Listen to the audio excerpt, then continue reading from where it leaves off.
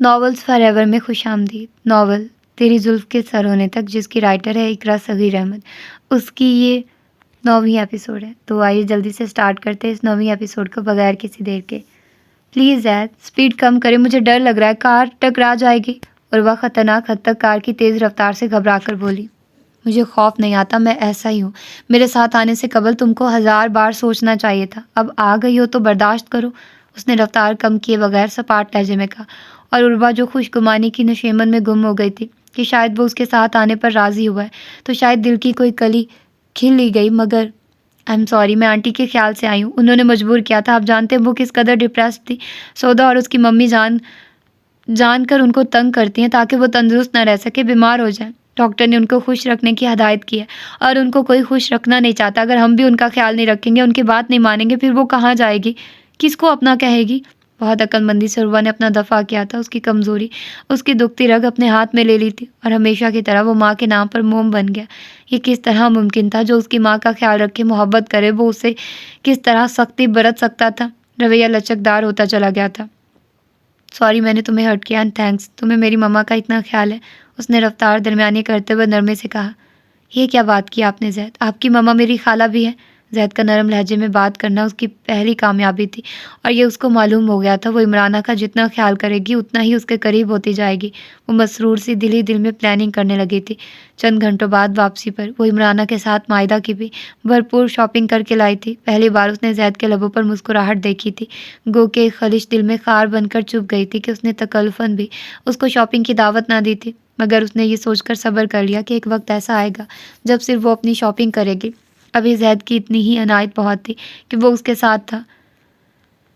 آپا میں کہتا ہوں رونے دھونے سے کام نہیں چلے گا، لڑکی کی ہماری زندگی خراب ہو گئی ہے، کسی شریف آدمی سے شادی کے وہ لائق ہی نہیں رہی۔ تم اس سے پیسہ لو اور ہم یہ ملک ہی چھوڑ دیں گے، باہر ہمیں کوئی پہچانے گا نہیں، وہاں ہی عزت سے وہ بیاہی جا سکتی ہے۔ سراج نے اٹھ کر جہاں آرا کے سر پر ہاتھ رکھتے ہوئے سمجھایا، میری بیٹی کی زندگی تباہ ہوئی ہے، اس کی زندگی بہتر بنانے کے لیے مجھ بہت سوچ سمجھ کر فیصلے کرنے ہوں گے۔ وہ رنجیدگی سے گویا ہوئی، تم لوگ عصمتوں کے سوداگر ہو، یہی کاروبار ہے تم لوگوں کا؟ ایک تو بدماشی کرتے ہو، پھر آنکھیں بھی دکھاتے ہو، لگتا ہے سیدھے طریقے سے ماننے والے نہیں ہو۔ شٹ اپ، منہ بند رکھو اپنا۔ میری ایک کال پر اسپیشل فورس تم لوگوں کو گرفتار کر کے لے جائے گی اور ساری زندگی تم لوگوں کی جیل میں سڑتے ہوئے گزرے گی۔ تم جیسے لوگوں کو ہینڈل کرنا آتا ہے مجھے۔ اسے ان کے ناپاک عزم سے واقف ہونے میں دیر نہیں لگی تھی۔ جہاں آرا کی لالچی اور حریص طبیعت سے وہ اچھی طرح واقف تھا، لیکن اس کو جو دلی صدمہ ہوا تھا وہ یہ جان کر کہ انشرا بھی ان سے ملی ہوئی تھی۔ ایک معمولی سی بے احتیاطی کو اس نے کس طرح حیات سوز کہانی میں بدلا تھا۔ بظاہر شریف و معصوم لگنے والی لڑکی کا باطن کتنا سیاہ و بدبودار تھا، کس قدر بے حیائی سے اس نے ان کے ساتھ مل کر اسے بلیک میل کرنے کا پروگرام بنایا تھا۔ دیکھو بیٹا، شرافت سے ہماری منہ مانگی رقم ہمیں دے دو، نہیں تو کل میں تمام اخبارات و میڈیا میں تمہارے اور تمہارے خاندان کی عزت کی دھجیاں اڑا دوں گی۔ یوسف صاحب کو لوگ آج بھی اتنی اچھی طرح جانتے ہیں جتنا آج سے 20 سال پہلے جانتے تھے، اور ان کے حوالے سے تمہاری بھی ایک اچھی شناخت ہے معاشرے میں۔ جہاں آرا کا سنگین لہجہ بتا رہا تھا وہ پیسوں کے اصول کے لیے کسی بھی حد تک جا سکتی ہے، پھر وہ اسے سوچنے کا ٹائم دے کر سراج کے ساتھ چلی گئی تھی۔ وہ بھی گمسم سا واپس آ گیا تھا۔ اس بے ضمیر عورت نے یوسف صاحب کا نام لے کر اس کو شش و پنج میں مبتلا کر دیا تھا، اور اس کے لیے یہ مسئلہ تھا کہ یوسف صاحب پہلے ہی سیف فاروقی کی بلیک میلنگ سے اپسٹ تھے۔ مستزاد اس نئے مسئلے کو وہ کسی طور بھی برداشت کرنے کی اہلیت نہیں رکھتے تھے۔ جہاں آرا پیسہ بٹورنے کی خاطر اپنی دی گئی ہر دھمکی پر منوعن عمل کرنے میں کوئی آر محسوس نہ کرے گی، اور ہر سمت رسوائی و جگ ہسائی ان کے لیے شروع ہو جائے گی جو کسی صورت ان کو گوارا نہ تھی۔ اس نے بابر سے ملاقات کا ارادہ ملتوی کیا اور بہت سوچ و بچار کے بعد یہی فیصلہ کیا تھا کہ رقم ہی ادا کر کے جان چھڑائے۔ پھر اس نے سراج کو کال کر کے رقم پہنچانے کی جگہ معلوم کی تھی۔ اس کی کوٹھی سے کچھ فاصلے پر ہی وہ لین دین مکمل ہوا تھا۔ یہ میرے کسی گناہ کا تاوان نہیں ہے، یہ میں تمہیں اللہ کے نام پر دے رہا ہوں، اگلی دفعہ یہاں کا رخ خواب میں بھی نہیں کرنا۔ ڈالر سے بھرا بریف کیس لیتے ہوئے ان کی زبانوں نے ساتھ نہیں دیا تھا، وہ صرف گردنیں جھکانے پر اکتفا کر سکے تھے۔ مما آپ گھر کیوں نہیں چلتی؟ اپنا گھر ہوتے ہوئے ہم یہاں کیوں رہ رہے ہیں؟ عمرانہ کے ہتک امیز رویے نے اس کا دل اس حد تک بدظن و غائل کر دیا تھا کہ وہ ماں سے سوال کرنے لگی تھی، تمہارے باپ کا سایہ تمہارے سر پر نہیں ہے، اس وجہ سے یہاں رہ رہے ہیں۔ ان کا دل خود بیٹی کی تجلیل پر خون کے آنسو رو رہا تھا، مگر وہ اس کے سامنے رو کر اسے مزید دکھی کرنا نہیں چاہتی تھی، سو ضبط سے کہہ گئی، میں اب بڑی ہو گئی ہوں ممی، میں آپ کا سہارا بنوں گی، ہم یہاں نہیں رہیں گے، اپنے گھر میں زندگی گزاریں گے۔ وہ ہاتھ پکڑ کر ضد کرنے لگی۔ عمرانہ بھابھی کی باتوں کو ایک کان سے سن کر دوسرے کان سے نکال دیا کرو، وہ شروع سے ایسی ہی بد مزاج و بد لحاظ ہیں، اور باقی تو سب بہت پیار کرتے ہیں تم سے سودا، ایک ہی خاطر سب کی محبتوں کو کیوں الزام دے رہی ہو؟ بڑی بھابھی اور دونوں بھائیوں نے کتنا پیار دیا ہے تمہیں۔ ممی، ایک نفرت ہزار محبتوں پر بھاری ہوتی ہے، میں بڑے ماموں سے کہنے جا رہی ہوں کہ وہ ہمیں جانے کی اجازت دیں۔ میری بات بھائیوں نے کبھی مانی نہیں ہے، تم جا کر بات کرو، اگر راضی ہو جائے تو میں تمہارے ساتھ ہوں بیٹی۔ آس بھرے لہجے میں انہوں نے اس کو اجازت دی تو وہ ان کے کمرے میں چلی آئی، جہاں بہت ہلکی سبز روشنی تھی، اے سی کی کولنگ ہر سو پھیلی ہوئی تھی۔ بڑے ماموں چیئر پر بیٹھے ٹیبل پر جھکے کچھ لکھ رہے تھے، لیمپ کا شیڈ ٹیبل پر جھکا ہوا تھا۔ وہاں آتے ہی اس کے ضبط کے بندھن ٹوٹ گئے اور روتے روتے اس نے ان سے یہاں سے جانے کی اجازت مانگی تھی۔ نہ عمرانہ کی نفرت کا اظہار کیا، نہ مائدہ کی لا تلقی کا ذکر کیا۔ پلیز بڑے ماموں، آپ اجازت دے دیں، میں اب اس گھر میں رہنا چاہتی ہوں جہاں میرے بابا رہا کرتے تھے، میں ان کی خوشبو کو محسوس کرنا چاہتی ہوں۔ اس نے آگے بڑھ کر دونوں ہاتھوں سے ان کو تھامتے ہوئے کہا، اور دوسرے لمحے لگا یہ وجود بڑے ماموں کا نہیں ہے۔ وہ جو انہیں چیئر کے پیچھے سے تھامے کھڑی تھی، جھک کر دیکھا تو دیکھتی رہ گئی۔ تم جب آؤ گی تو کھویا ہوا پاؤ گی مجھے، میری تنہائی میں خوابوں کے سوا کچھ بھی نہیں۔ میرے کمرے تو سجانے کی تمنا ہے تمہیں، میرے کمرے میں کتابوں کے سوا کچھ بھی نہیں۔ اس نے جھک کر دیکھا اور حق تک رہ گئی تھی، کیونکہ جس کو وہ بڑے ماموں سمجھ رہی تھی وہ ماموں نہیں زید تھا، جو جھکا ہوا ٹیبل پر رکھی فائل پر کچھ لکھنے میں مصروف تھا۔ اس کی ساری بات وہ تحمل سے سنتا رہا تھا۔ مجال ہے جو ایک بار بھی اس کے جسم میں کوئی جنبش ہوئی ہو یا اپنے شانوں پر رکھے اس کے ہاتھوں کو ہٹایا۔ یہ انکشاف ہونے کے بعد وہ لحظہ بھر دم بخود سی رہ گئی تھی، پھر اتنی سرح سے پیچھے ہٹی تھی گویا برق کی تاروں کو چھو لیا ہو۔ وہ بھی کسی سحر سے آزاد ہوا تھا۔ پین ہولڈر میں رکھنے کے بعد فائل بند کر کے اٹھ کھڑا ہوا تھا۔ ارے سودا بیٹی، کھڑی کیوں ہو؟ آؤ بیٹھو۔ زید فائل چیک کر لیا آپ نے؟ اٹیچڈ باتھ روم سے ماموں برآمد ہوئے تھے اور دونوں سے مخاطب ہو کر صوفے پر بیٹھ گئے تھے، ساتھ سودا بھی بیٹھ گئی تھی۔ جی، چند غلطیاں تھیں وہ درست کر دی ہیں، شکریہ۔ آؤ بیٹھو نا، کھڑے کیوں ہو؟ اس کو کھڑے دیکھ کر گویا ہوئے۔ میں رک نہیں سکوں گا، ایک ضروری کام سے جانا ہے، اجازت دیجیے۔ واپسی جلدی ہو گئی تو آپ کی خدمت میں حاضری دوں گا، اس نے آگے بڑھ کر ان سے مصافحہ کرتے ہوئے کہا اور چلا گیا۔ وہ اس کی موجودگی میں نگاہیں جھکائے بیٹھی رہی تھی۔ انجانے میں سرزد ہونے والی خطا پر وہ ندامت محسوس کر رہی تھی اور سوچ رہی تھی کتنی بے وقوفی کیا اس نے۔ فر اس کو ہر بات بتاتی چلی گئی اور ایک بار بھی یہ خیال نہیں آیا کہ ماموں ایک لفظ کہے بنا اتنی خاموشی سے کیوں سن رہے ہیں۔ وہی مثال تھی کہ غصہ عقل کو کھا جاتا ہے، جذبات انسان کو کمزور کر دیتے ہیں۔ وہ غصے اور جذبات سے بھری وہاں آئی تھی۔ زید نے بھی اس کی موجودگی کو وہاں اس طرح اگنور کیا تھا جیسے وہ موجود ہی نہیں ہے۔ غضب کا طرز تغافل تھا اس کا۔ ماموں جان، میں آپ سے اجازت لینے آئی ہوں۔ خیریت، کہاں جا رہی ہیں آپ؟ وہ مسکرا کر گویا ہوئے۔ پاپا کے گھر پر رہنا چاہتی ہوں، اس کا ضبط جواب دے گیا۔ آنسوؤں کے درمیان وہ ان کو ہر بات بتاتی چلی گئی۔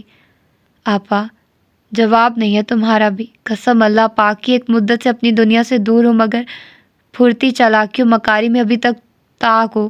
مان گئے بھائی تمہارے کایا پن کو بھی۔ مچھلی سمندر سے نکل کر فش ٹینک میں آ جاتی ہے تو بھی تیرنا نہیں چھوڑتی، پھر میں کس طرح اپنی صلاحیتوں سے دور رہ سکتی ہوں؟ وہ بریف کیس میں رکھے بڑے نوٹوں کی گڈیوں پر ہاتھ پھیرتے ہوئے گردن اکڑا کر کہہ رہی تھی۔ خوشی و امتساد سے اس کا چہرہ کھلا ہوا تھا۔ ہاں آپا، ان بڑے لوگوں سے پیسہ اینٹھنا بھی ایک فن ہے۔ سراج، فن نہیں، یہ بہت مشکل کام ہے۔ تم نے دیکھا تھا نا اس لڑکے کو، کیسے تیور تھے اس کے، کتنی اکڑ دکھا رہا تھا، اور سچ پوچھو تو میں بھی اندر ہی اندر پریشان ہو رہی تھی۔ سارا منصوبہ خاک ہوتا دکھائی دے رہا تھا۔ وہ تو اس کے دل میں ہی کوئی خیال آیا تھا جو وہ رقم دینے پر راضی ہوا۔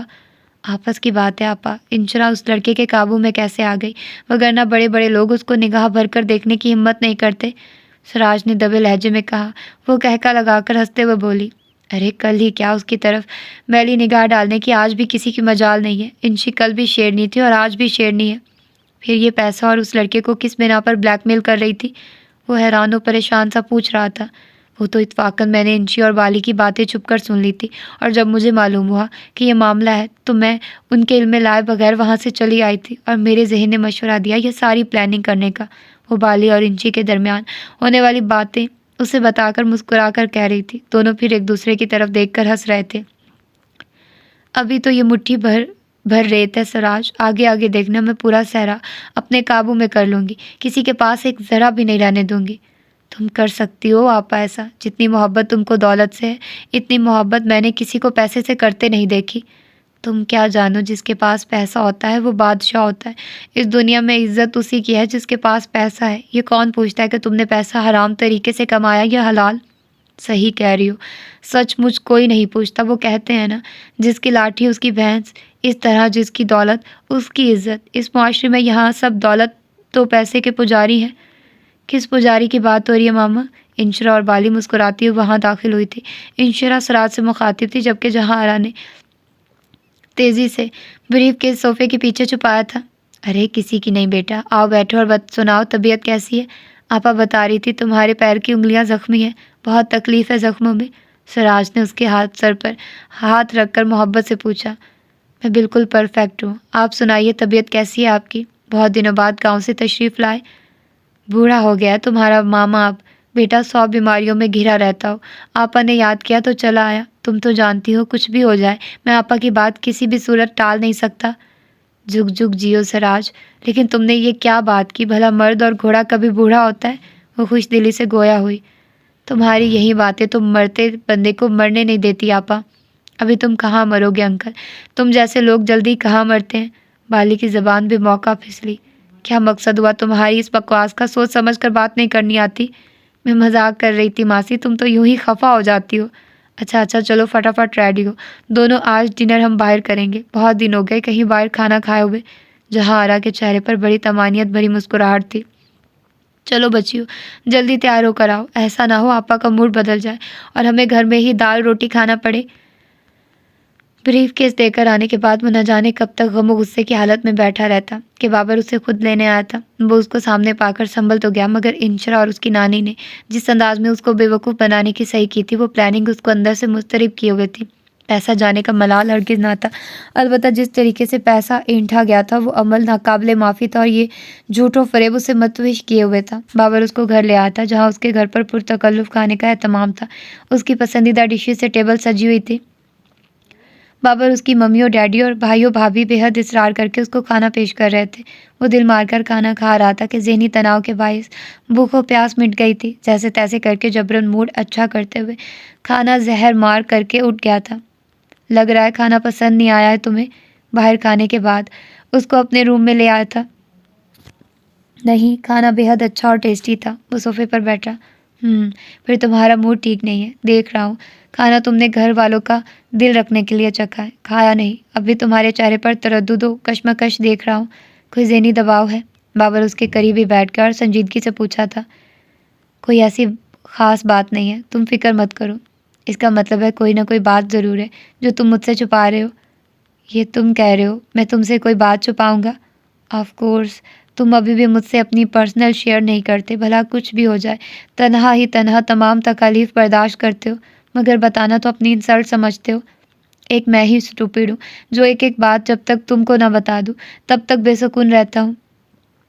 بے وقوف تو تم ہو، اس میں کوئی شک نہیں. وہ بے ساختہ مسکرا کر گویا ہوا تھا. بابر نے ایک مکہ اس کے بازو پر مارا. آخر بتاؤ تو صحیح معاملہ کیا ہے؟ پھر انشرا سے کوئی ٹکراؤ ہوا ہے کیا؟ پھر کوئی مس انڈرسٹینڈنگ ہوئی ہے؟ وہ اس کا نبض شناس دوست تھا. نوفل دل میں متحیر سا رہ گیا. اس نے بنا کہے اس کی پریشانی بھانپ لی تھی. ہاں، لیکن اس بار کوئی مس انڈرسٹینڈنگ نہیں ہوئی. اس دن کار میں وہ جس طرح واویلا کر رہی تھی، اپنی شرافت و حیا کا پرچار کر رہی تھی، وہ سب ڈھونگ فراڈ تھا. کیا مطلب ہے؟ اس بات کا کھل کر بتاؤ، کیا کیا اس نے؟ اور تمہاری ملاقات کہاں ہو گئی اس سے؟ اس کے لہجے کی تپش آنکھوں میں بھی رقصہ دکھائی دے رہی تھی. نوفل کے انداز میں کچھ ایسی بات تھی کہ اس نے اصرار کر کے اس سے اصل صورتحال جان لی اور حقیقت جان کر ششدر رہ گیا تھا. یہ ہے تمہاری اس نیک پروین کے کرتوت. اس کی اصلیت اتنی مکروہ و غلیظ ہے کہ دل کر رہا اس کا گلا دبا دوں. نہیں یار، میں کس طرح مان لوں؟ مجھے یقین نہیں ہوتا وہ ایسی نہیں ہو سکتی. تمہیں کوئی غلط فہمی ہوئی ہے. بابر کی نگاہوں میں اس دن والی انشرا کی پوری کیفیت گھومنے لگی تھی. اس کی آہیں تڑپ اور آنسو اضطراب میں کوئی کھوٹ نہ تھا. اس کے جذبات و احساسات وہی تھے جو ایک انچھوئی لڑکی کے ہوتے ہیں. بناوٹ و حقیقت میں فرق بہت واضح ہوتا ہے. تمہارا مقصد ہے میں پاگل ہوں، جھوٹ بول رہا ہوں؟ اوہ نو، تم ہرٹ مت ہو. یہ بھی تو ہو سکتا ہے اس کی نانی نے اس آدمی کے ساتھ مل کر یہ ڈرامہ کیا ہو. نانی کو الہام تو نہیں ہوا ہوگا. ویسے بھی وہ ایسی عورت نہیں ہے جن کو الہام ہوتے ہیں. آئی بلیوڈ یہ نانی نواسی ملی ہوئی ہے. اس گھٹیا لڑکی نے اس عورت کو ہر بات بتائی ہے، بلکہ بڑھا چڑھا کر بتائی ہے، تبھی وہ پوری پلاننگ کے ساتھ مجھ تک پہنچی، اور میں اگر پہلے ہی پرابلمز میں گھرا نہ ہوتا تو ان کو جیل کی ہوا کھلاتا، مگر ان دنوں میں خود بے حد ڈسٹرب ہوں۔ شاہ زیب پلیز، یہاں کوئی میری بات سننے کو تیار نہیں ہے، ممی، ماموں، ممانی اور بوا بھی، کسی کو میرے جذبات کی فکر نہیں، کوئی میری بات ماننے پر آمادہ نہیں، میرا دم گھٹ رہا ہے یہاں، اب میں ڈر ڈر کر نہیں رہ سکتی، میں اپنے گھر جانا چاہتی ہوں۔ لاؤنج میں آتے زید نے اس کا ہر لفظ بغور سنا اور وہیں رک گیا۔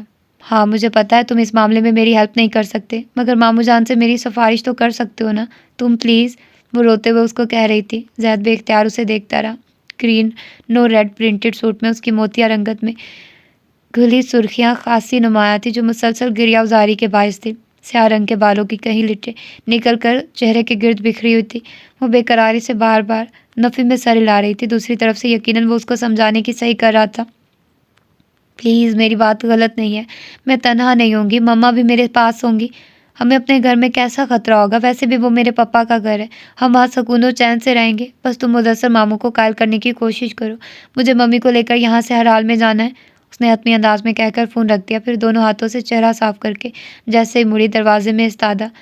زید کو دیکھ کر پہلے تو گھبرا کر رہ گئی، مگر پھر خود کو اندر سے مضبوط کرتی آگے بڑھی کہ اس گھر سے نکلنے کے لیے بغاوت کرنی تھی، اپنی عزت نفس اور خودداری کے بقا کے لیے کسی سے نہیں ڈرنا تھا، کسی سے بھی نہیں، زید سے بھی نہیں۔ اس نے غصے سے سوچا، اس گھر سے جانا چاہتی ہو، یہ نہیں بتاؤ گی کیوں؟ سینے پر ہاتھ لپیٹے وہ اس کے مقابل کھڑا برفیلے لہجے میں پوچھ رہا تھا۔ شاہ زیب اور منور صاحب کے آگے اپنے حق کے لیے چلتی زبان ساکت ہو گئی تھی، بہادری و بغاوت سہم کر رہ گئی تھی۔ جس شخص کا خوف بچپن سے ساتھ پلتا آیا تھا، بھلا اتنی جلدی کیسے کمزور پڑ سکتا تھا؟ وہ سر جھکائے کھڑی رہی، بار بار سر سے پھسلتے آنچل کو درست کرتی ہوئی۔ اس سے جواب دینا مشکل تھا۔ جواب دو، میری بات کا، کیوں جانا چاہتی ہو یہاں سے؟ کیا پرابلم ہے؟ ہر جگہ تمہاری حکمرانی، اپنی مرضی سے رہتی ہو۔ حکمرانی؟ آخر ہونا اپنی ماں کی اولاد، پابندی حکمرانی دکھائی دیتی ہے۔ تمہاری ماں کی مرضی کے بغیر کسی کی مجال ہے اپنی مرضی کرنے کی؟ اور اسپیشلی میں ان کی نگاہوں میں دشمن سے بھی بدتر ہوں۔ اگر ان کے اختیار میں ہو تو میرے سانس لینے پر بھی پابندی لگا دیں۔ حکمرانی اور مرضی کی بات کرتے ہیں۔ ابھی تو بہت زبان چل رہی تھی، اب کیا بولنا بھول گئی؟ شاہ زیب کو رو رو کر اپنی جھوٹی مظلومیت کی داستان سنا رہی تھی۔ وہ ہنوز اسے گردن جھکائے دیکھ کر سخت طنزیہ لہجے میں بول رہا تھا، میں تم سے بات کر رہا ہوں، دیواروں سے نہیں، جواب دو مجھے۔ اس نے ہاتھ بڑھا کر اس کا جھکا ہوا چہرہ اونچا کیا۔ زید بھائی، وہ اس کی اس جسارت پر بوکھلا اٹھی۔ شٹ اپ، جواب دو مجھے۔ وہ اسی طرح اس کا چہرہ تھامے ہوئے تھا، ایک بجلی برہمی بن کر اس کے اندر دوڑی تھی، اور جھٹکے سے اس نے زید کے ہاتھ کو دور کیا تھا۔ انداز میں سخت ناپسندیدگی تھی۔ میں نے کہا نا، جواب دیے بغیر تم جا نہیں سکتی یہاں سے۔ اس پر بھی گویا کوئی جنون سوار ہو گیا تھا۔ آگے بڑھتی سدا کا بازو سختی سے پکڑا، اس کو لگا بازو آئینی گرفت میں پھنس گیا ہو۔ یہ کیا کر رہے ہیں آپ زید بھائی؟ ہاتھ چھوڑیے میرا۔ یہاں سے جانے کا مقصد کیا ہے؟ اس کی گرفت مزید مضبوط ہو گئی تھی۔ تم کو معلوم ہے تمہاری اس فضول ضد کی وجہ سے تائی جان کا بی پی شوٹ کر گیا ہے، تائی جان کی شوگر ہائی لیول تک پہنچ گئی، اور تم کو صرف اپنی پڑی ہے۔ کس قدر احسان فراموش لڑکی ہو تم۔ اس نے ایک جھٹکے سے بازو چھوڑا تو وہ ڈگمگا کر رہ گئی۔ میں احسان فراموش نہیں ہوں، احسانوں کا بدلہ چکانے کے لیے اس گھر سے جانا چاہتی ہوں۔ میری وجہ سے عمرانہ ممانی ڈپریشن کا شکار رہتی ہیں، میرا چہرہ ان کو حواسوں سے دور لے جاتا ہے، سب سے زیادہ میرا یہاں رہنا ان کی تکلیف کا باعث ہے، اور سچ یہ ہے کہ میری انا، میری خودداری، میں اب ٹوٹ گئی ہوں، میری ذات کرچی کرچی ہو گئی ہے، اور قبل اس کے کہ کوئی ان کرچیوں سے لہو لہان ہو، میں یہاں سے جانا چاہتی ہوں، اس گھر سے دور، لوگوں سے دور، اس دنیا سے بہت دور۔ وہ بولی اور بولتی چلی گئی، بالکل اسی طرح جیسے کسی ٹوٹی مالا سے موتی بکھرتے چلا جاتا ہو۔ پھر وہ رکی نہیں، اور وہ ششدر سا اس کے لفظوں میں چکرا کر رہ گیا تھا۔ وہ اس کو پتھر سمجھتا رہا تھا جس پر کچھ اثر انداز نہیں ہوتا تھا۔ وہ ایک مدت سے اس پر گولہ باری ہوتے دیکھ رہا تھا، کبھی کبھی اس پر ترس آ جاتا، مگر پھر اس کو اس طرح پتھر بنے دیکھ کر سمجھتا تھا اس پر کسی بات کا اثر نہیں ہوتا، وہ بے حس لڑکی ہے۔ مگر ابھی اس پتھر کو بتا گئی تھی کہ درد اس کو بھی ہوتا ہے، چوٹ اس کو بھی لگتی ہے، بے حس وہ ہرگز نہیں۔ عجیب کنوتیت رگو پے میں چھاتی گئی۔ بوا نے چائے کا پوچھا تو وہ منع کرتا ہوا اپنے کمرے میں آ گیا، اور بے دم سا بیڈ پر گر گیا تھا۔ کل ہی کی بات تھی۔ وہ سمجھ کر چیئر کے پیچھے سے دونوں बाजू नरमी से उसके गले में डाले। अपनी फरियाद सुनाने आई थी। वो उसी वक्त उसके हाथ चटक कर वहाँ से हटना चाहता था, मगर वो हाथ फूलों के हार बन गए थे। उन नर्म नाजुक खूबसूरत हाथों से अजीब सी महक उठ रही थी, असाब को बोझल करने वाली, एहसासात को महकाने वाली। माँ दिल में एक उमंग पैदा हुई थी, उसको हमेशा हमेशा के लिए पाने की। जज्बात गोया बेकाबू थे, और अभी वादी इश्क में पहला कदम रखा ही था कि तायाजान की आम ने उसको जज्बात की अंधेरी वादी से निकाला, और वो खुद को मलामत सरजनिश करता, उनसे कुछ गुफ्तगू करके सुधा को बिल्कुल इग्नोर करता वहाँ से चला गया था, और ख़ुद से काफ़ी देर तक खफा भी रहा था। वो उसके लिए शजर ममनू थी, सदियों की मुसाफत की बुलंदी पर चमकता हुआ एक सितारा, जिसको एक निगाह देखने की इजाज़त न थी, और उसने उस सितारा को अपने दिल में बसाने की आरजू की थी, जो सरासर दर्द और रंज का सौदा था। अब उसने सोच लिया था वो उससे उसी तरह नफ़रत करेगा जैसे पहले करता रहा था। कुछ लोगों से नफ़रत करना, उनको धुतकारना, उनको नरमी के लायक न समझने में ही बेहतरी होती है। कल तक उसके दिल में सौदा के लिए कोई नरम गोशा बेदार नहीं हुआ था। वो बेहद मुतमईन और मगन था, और जब से उसकी तरफदारी करने का सोचा था तब से वो अनजानी सी आग में सुलगने लगा था, जैसे उसके अभी लबों के कुफर टूटे थे और वो मुतहिर करके चली गई थी। हेलो हेलो हेलो, नस्वानी खिलखिलाती आवाज़ से उसकी नींद से बोझल आंखें पट से खुल गई थी। तो जुनैद उछल कर बैठा। हाँ, ये तुम क्या होता है? दूसरी तरफ वो हंसती चली गई थी। मैंने तुम्हें वार्न किया था यहाँ फ़ोन नहीं करना, भूल कर भी। हाँ, आपने भूल कर भी कहा था ना, मैं याद करके कर रही हूँ। अब आपको एतराज़ नहीं होना चाहिए। ओह शिट, हंसना बंद करो, मुझे गुस्सा आ रहा है। अगर इसके बाद तुमने फिर कॉल की तो मैं ज़ैद से तुम्हारी शिकायत करूँगा। पहली बार उसको किसी लड़की की बेबाकी जहर लगी थी। ज़ैद भाई से क्या शिकायत करेंगे? यही बताएंगे कि मैं आपसे मोहब्बत करती हूँ, प्यार हो गया मुझे आपसे।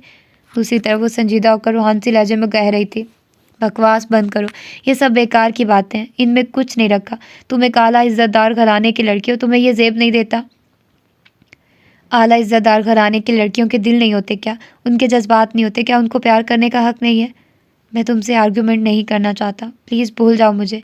ये मुमकिन ही नहीं है। मैं मर सकती हूँ मगर आपका प्यार दिल से नहीं निकाल सकती। उसने रोना शुरू कर दिया। माहिदा, बात समझने की कोशिश करो। मैं तुम्हें इस तरह से ही समझता हूँ जिस तरह ज़ैद तुमको समझता है। मेरी दोस्त की बहन मेरी बहन है, मैं आपकी बहन नहीं हूँ। नहीं हूँ, ये आपकी समझ में क्यों नहीं आता? मैं सिर्फ अपने भाई की बहन हूँ। जुनैद बुरी तरह चकरा कर रह गया था। वो बहुत अजीब लड़की साबित हो रही थी, ज़िद्दी और मनमानी करने वाली। वो उसको समझा समझा कर बेजार हो गया था कि वो उसका पीछा छोड़ दे, और वो जितना उससे दूर होना चाह रहा था वो उतना ही करीब होने की सही में थी, हर दरमी पर बरकरार। बस बहुत हो गया, तुम मेरी बात समझना ही नहीं चाहती हो। मैं अब तुम्हारे इस पागलपन की खबर ज़ैद को दूंगा और बताऊंगा तुम किस रास्ते पर चल रही हो। वो भी गुस्से से चीख कर बोला।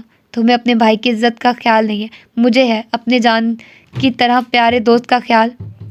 मैं उसको सब बता दूंगा, वो फिर तुम्हारा क्या हश्र करेगा ये बताने की ज़रूरत नहीं है मुझे। जान से मार देंगे वो मुझे। आप भाई के मिजाज से बाखूबी वाकिफ़ हैं, फिर क्यों इस राह पर चल रही हो जिसकी मंजिल मौत है?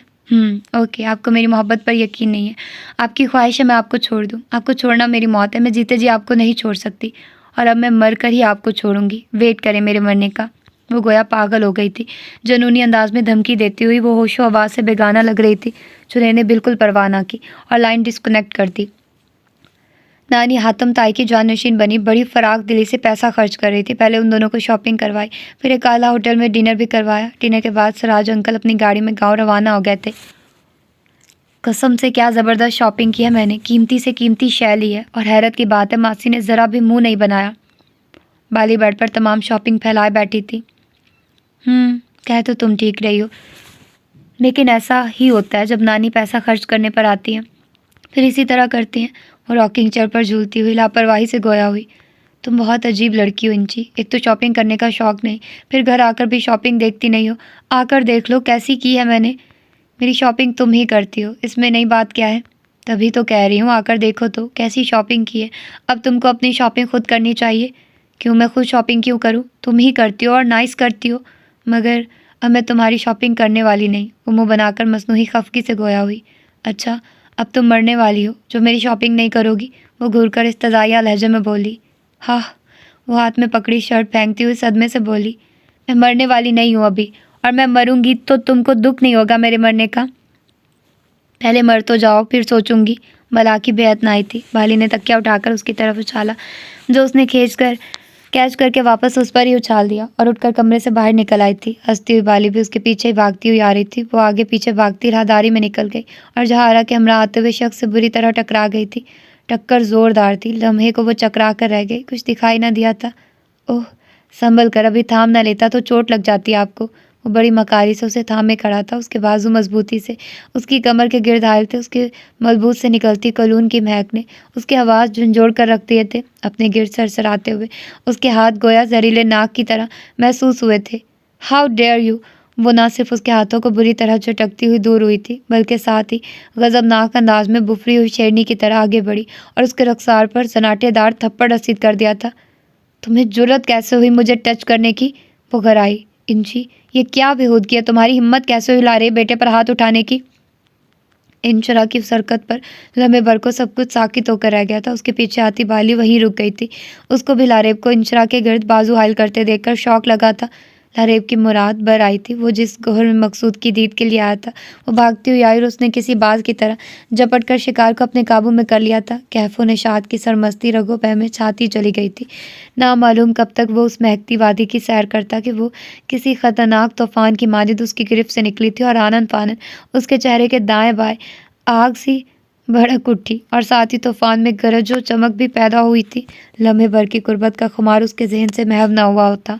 वो उसको मखमूर निगाहों से देख रहा था, गोया थप्पड़ उसके चेहरे पर पड़े ना हो। माफ़ी मांगो, मैं कहती हूँ लारेब से, माफ़ी मांगो अभी और इसी वक्त। तुमने घर आए मेहमान की गुस्ताखी, शान में गुस्ताखी की है। जहारा सख्त बरहम हो रही थी। इसने क्या किया है? यह आपने नहीं देखा नानू? उससे और नफरत से उसका बुरा हाल हो रहा था। सामने खड़े शख्स को उसी वक्त कत्ल करने को दिल चाह रहा था। तुम्हें गिरने से बचाया है और ऐसा क्या कर दिया जो तुमने बिला लिहाजो मुरवत हाथ उठा दिया? तुम्हारा दिमाग खराब हो गया। मैं कहती हूँ माफ़ी मांगो अभी। वो किसी तौर उसको माफ़ करने पर तैयार नहीं थी। उसके थामने से बेहतर था मेरा गिर जाना। Don't worry aunty, I don't mind. वो बात उनसे कर रहा था और निगाहें इंशरा के चेहरे पर थी जहाँ पर गुस्से का गलाल फैला हुआ था। वो गुस्सा और जुनून उसके चेहरे के तीखे नकूश को दिल मोह लेने वाली जला बख्श रहा था और दिल कर रहा था देखे जाए। अरे बेटा, आप दिल के इतने अच्छे हैं, ज़र्फ बहुत बड़ा है आपका। लेकिन इंशरा ने यह थप्पड़ आपके नहीं मेरे मुंह पर मारे। भला कोई अपने मेहमान बल्कि मोहसिन के साथ ऐसा सलूक करता है? कोई बात नहीं, मैं सोचता हूँ इस बहाने इनके हाथों ने मेरे चेहरे को छुआ तो। वो गालों पर हाथ रखता शोखी से बोला। इंशरा ने गजबनाक अंदाज में उसकी तरफ देखा। वो भी उसकी तरफ देख रहा था। बड़ी कमीनगी थी उसकी आंखों में। ये आपका बड़ापन है बेटा, वगरना जो हरकत इंची ने की है वो किसी तौर भी माफ़ किए जाने के काबिल नहीं। चलो इंची, माफ़ी मांग भी लो अब। कब तक ढीठ बनकर खड़ी रहोगी? जहाँ आरा उसकी एक एक हरकत का जायजा ले रही थी, उसको लारेब को घूरते पाकर डपट कर गोया हुई। किस बात की माफ़ी मांगूं मैं? किसी भी बात की माफ़ी नहीं मांगूंगी। इस घटिया इंसान से कह दे ना आया करे यहाँ पर। गुस्से से कहकर तेज तेज कदम उठाती वहां से चली गई। इंशरा, तुम माफ़ी मांगे बिना नहीं जा सकती, बात सुनो। वो गुस्से से कहती हुई उसके पीछे जाने लगी थी। वहाँ आगे बढ़कर लारेब ने प्यार से कहा, सब ठीक हो जाएगा, आप फिक्र मत करें। अच्छी आपा अपनी बेटी चंदा और बेटे प्यारे मियाँ के हमरा तशरीफ़ लाई थी। मुनव्वर और जुमर्द बेगम ने उनको खुश दिली से खुश आमदीद कहा, जबकि सोफिया की पेशानी नागवारी की शिकनों से भर गई थी और बुआ ने भी खिलाफ आदत बड़ी खामोशी से उनका इस्तकबाल किया। और उसी खामोशी से खातिर मदारात भी चाय का दौर चल रहा था जब जहद वहाँ दाखिल हुआ। White T shirt, blue jeans में उसका स्मार्ट कर नुमाया था। सुर्ख और सफ़ेद चेहरे पर कहीं दिनों से ना की जाने वाली शेव ने अजीब सी जाज़बियत बख्शी थी। मुनव्वर साहब ने दोनों का तारुफ कराया। चांद मुसाफा करता हुआ उसके गले लगा। सुथरी रंगत और कुछ फरबा बदन के साथ वो छोटे कद का मालिक था। बहुत खुश इखलाकी और हंसमुख बंदा था। लो भाई, जैद बेटे ने मुसाफा करना चाहा था, तुम तो गले ही पड़ गए हो बेटा। अच्छी आपा हंसती हुई बेटे से मुखातिब हुई। गले पड़ने का हक तो बनता है ना अम्मा, आखिरकार सौदा के भाई हैं, इकलौते साले हैं मेरे। मैं तो इनके पाँव पड़ने को भी तैयार हूँ। भाभी को तुमने अभी देखा नहीं भाई, और जन मुरीदी पहले शुरू कर दी। चंदा ने माँ के साथ हंसते हुए चोट की। मामी को देखा है ना, अम्मा बताती है मामी हमारे ख़ानदान की सबसे खूबसूरत बहू है, फिर सौदा भी मामी जैसी ही होंगी। हाँ सोफिया भाभी हमारे ख़ानदान की सबसे खूबसूरत बहू भी रही और सबसे बदनसीब भी, जो चंद साल ही सुहागन रही। उनके लहजे में गहरे दुख की गूंज थी। सोफिया का चेहरा तारीख होकर रह गया। माहौल में गहरी उदासी छा गई थी जिसको प्यारे मियाँ ने तोड़ा। मामी जान, सौदा को बुलवाइए, कहाँ है वो मुस्कुराकर गोया हुआ था। कॉलेज से आई तो उसके सर में दर्द हो रहा था, गोली खाकर सो गई थी वो। ابھی سو رہی ہے، کچی نیند سے اٹھے گی تو اور بھی سر میں درد ہو جائے گا۔ انہوں نے صاف انکار کر دیا تھا اس کو بلانے سے۔ سالے صاحب آپ لائیے سودا کو بلا کر دیکھیے گا کس طرح بھاگتا ہے درد، سر درد بھگانے کا منتر آتا ہے مجھے اچھی طرح سے۔ زید کا ہاتھ پکڑ کر اس نے اپنے ساتھ ہی بٹھا لیا تھا تو ہنو کرہن وہ اٹھ گیا تھا کہ بیٹھنا ہی تھا۔ جان کو وہ پہلے سودا کے رشتے سے انکار کر چکا تھا، لیکن دل میں وہی کسک سی ہونے لگی تھی جو دل کی گہرائیوں میں رہنے والے کسی اپنے کو کھونے پر ہوتی ہے۔ میں لے کر آتی ہوں بیٹا۔ زید میاں کہاں سودا کو لینے جائیں گے؟ زمرد بیگم کو اٹھتے دیکھ کر بوا لپک کر کھڑی ہوئی۔ بھائی میں یہاں سودا کا رشتہ کرنے والی نہیں ہوں، یہ اچھی صرف نام کی اچھی ہے، ورنہ یقین مانیے بہت بری عورت ہے یہ۔ زید کے علاوہ وہ سب خوش گپیوں میں مصروف تھے۔ صوفیہ نے جھک کر منور صاحب کے کان میں سرگوشی کی تھی۔ بوا کو وہ پہلے ہی اشارہ کر چکی تھی کہ سودا کو بنا کسی بناؤ سنگار کے سوتے سے اٹھا کر لے آئے۔ لڑکا معقول ہے، پھر جاب بھی بہت اعلیٰ ہے، وہ بھی دبئی میں۔ تم لڑکے کو دیکھ لو، کچھ دن پرکھ لو، اگر پھر بھی مطمئن نہیں ہوئی تو بات نہیں بڑھائیں گے، ابھی سے نہ نہیں کرو۔ وہ آہستگی سے گویا ہوئے۔ ٹھیک ہے بھائی جان، جیسے آپ کی مرضی، میں کیا کہہ سکتی ہوں، انہوں نے کہتے ہوئے نظروں ہی نظروں میں کچھ فاصلے پر بیٹھے ہوئے پیارے میاں کو تولنا شروع کیا۔ بھائی کی بات درست تھی، ماں بہن کے مزاج کے برخلاف وہ خاصا مہذوب و شائستہ اتوار کا مالک تھا، لیکن ناٹا و موٹا ہونا ان کو بھایا نہیں تھا۔ آئی ہوپ آپ سے ملاقات ہوتی رہے گی، ابھی مجھے ایک اہم کام سے جانا ہے۔ وہ بوا کے جاتے ہی اٹھ کھڑا ہوا اور منور صاحب کے بعد اس سے مخاطب ہوا۔ پیارے میاں بھی کھڑے ہو کر اس سے مصافحہ کرتے ہوئے بولے، وائی ناٹ سالے صاحب، میں آپ سے کانٹیکٹ رکھوں گا۔ وہ جھنجھناتے دماغ کے ساتھ وہاں سے نکلا۔ ماں بوا کے ساتھ آتی سودا کے چہرے پر لمحے بھر کو نگاہ ٹھہر سی گئی تھی۔ یلو ریڈ کلر کے سوتی سوٹ میں ملبوس اس کے شاداب چہرے پر ہیرے کی مانند دمکتی آنکھوں میں گہری نیند سے بیداری کا خمار مقابل کو سحر میں جکڑنے کے لیے کافی تھا۔ وہ نگاہیں چرا کر وہاں سے نکلتا چلا گیا۔ عاقفہ نے بے حد حیرانی سے بابر کی طرف دیکھا، گویا اس کی بتائی ہوئی کسی بات پر ذرا یقین نہ آیا ہو۔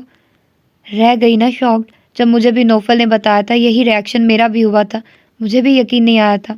وہ حق تک بیٹھی عاقفہ کی طرف دیکھتا ہوا بولا، آئی ڈونٹ بلیو دس، انشرا ایسا کر ہی نہیں سکتی۔ اس کے الگ سے پھنسی پھنسی آواز نکلی۔ پھر نوفل جھوٹ کہہ رہا ہے، یہ مقصد نہیں ہے میرا، لیکن انشرا ایسا نہیں کر سکتی۔ کڑوا سچ یہی ہے، انشرا نے اپنی نانی کے ساتھ مل کر گیم کھیلا ہے، بہت خوبصورتی سے ہم سب کو بے وقوف بنایا ہے۔ اس دن جو بھی ہوا وہ سب پہلے سے طے تھا، بگ منی حاصل کرنے کا سکسیسفل پلان۔ بابر کے لہجے میں بھی محسوس کی جانے والی شکستگی تھی۔ انشرا کی وہ دل سے عزت کرتا تھا، بہت معتبر تھی وہ اس کی نگاہوں میں، اور اب وہ ایسی تھی جیسے کچے رنگ پانی میں بھیگ کر بے رنگ ہو جاتے ہیں، بدصورت اور بے کشش۔ ہو سکتا ہے یہ سارا گیم اس کی نانی نے تنہا کھیلا ہو، انشرا کا اس میں کوئی قصور نہ ہو، کیونکہ اس کی نانی عجیب سی عورت ہے۔ عاقفہ کی نگاہوں میں اس دن کی ساری باتیں کسی فلم کی مانند چل رہی تھی۔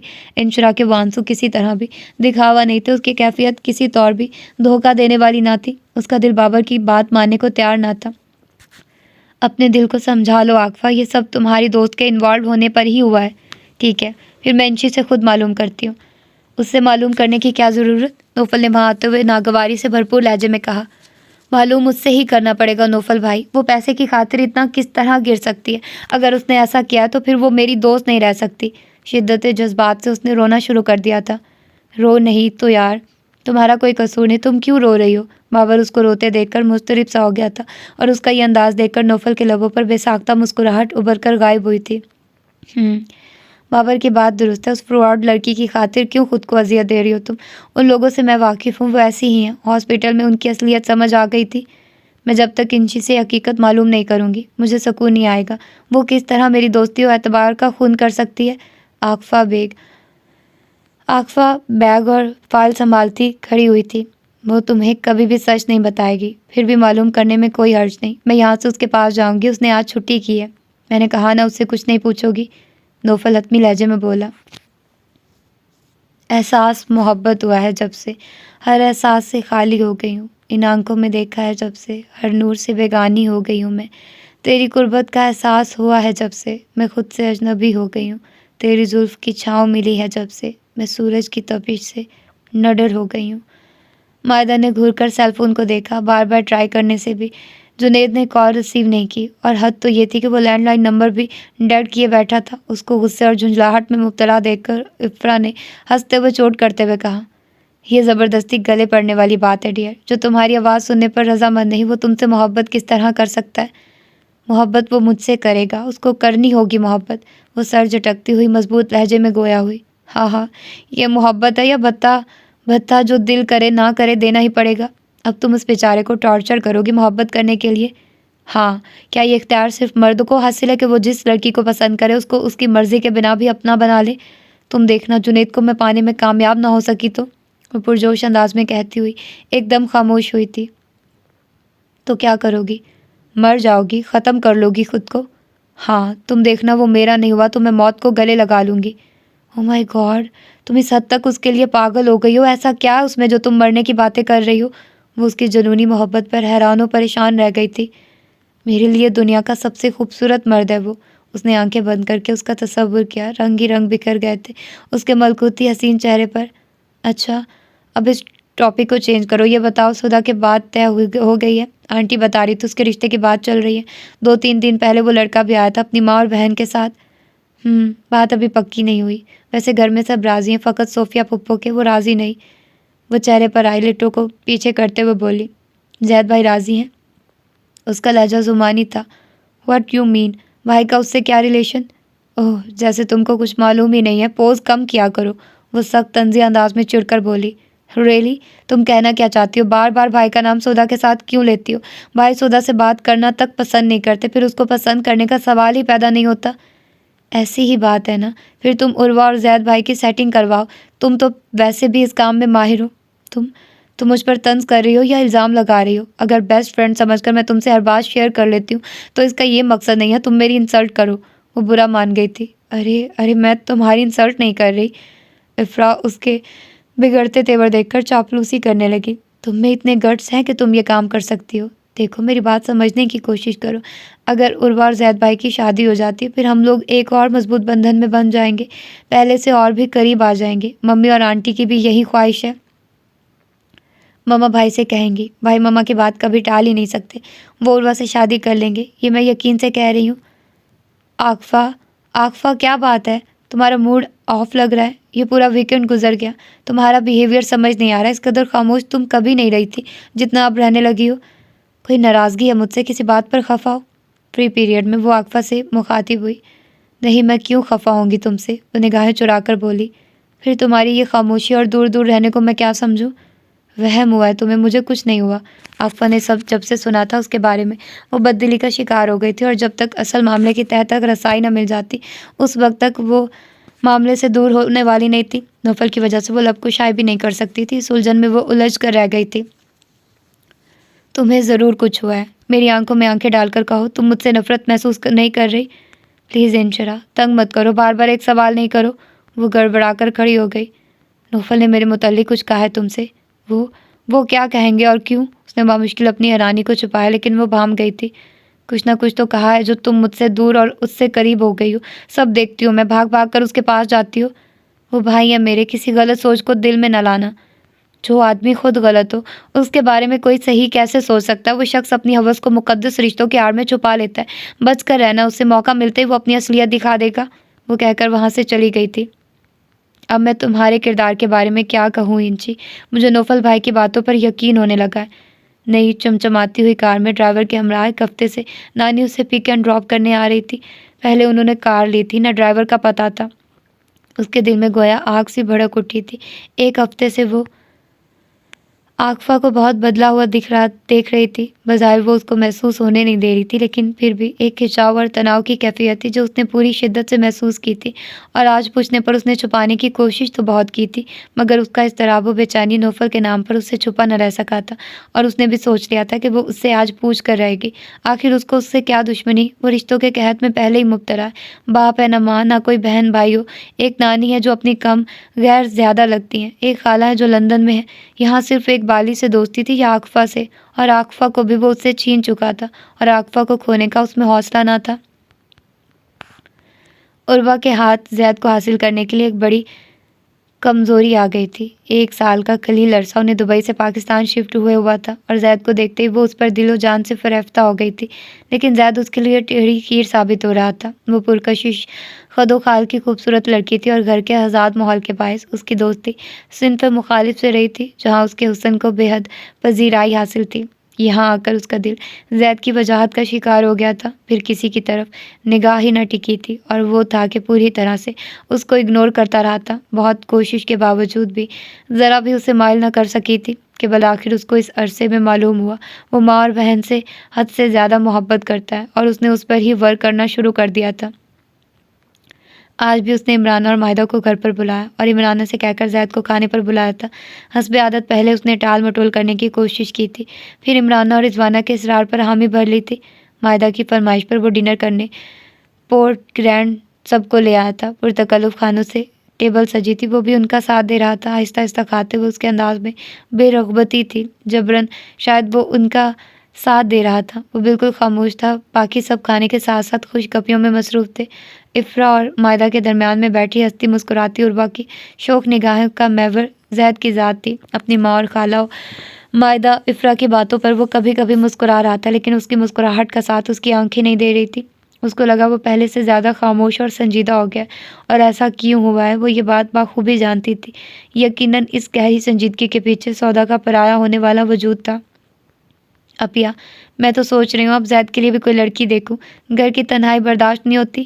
عمرانہ نے مسکراتے ہوئے زید کی طرف دیکھا، جس کا ہاتھ منہ میں چمچ لے جاتے ہوئے رک گیا تھا۔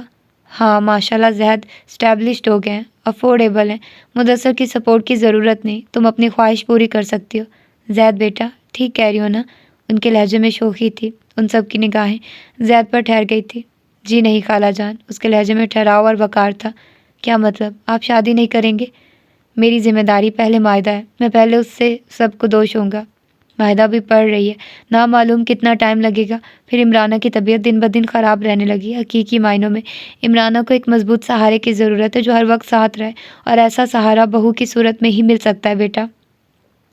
وہ لجاجت سے گویا ہوئی، میرے ہوتے ہوئے مما کو کسی سہارے کی قطعی ضرورت نہیں۔ اور رہا شادی کا سوال، تو وہ میں کرنے کا دور دور تک ارادہ نہیں رکھتا۔ اس کے دو ٹوک انداز پر عربا کا چہرہ بجھ گیا تھا۔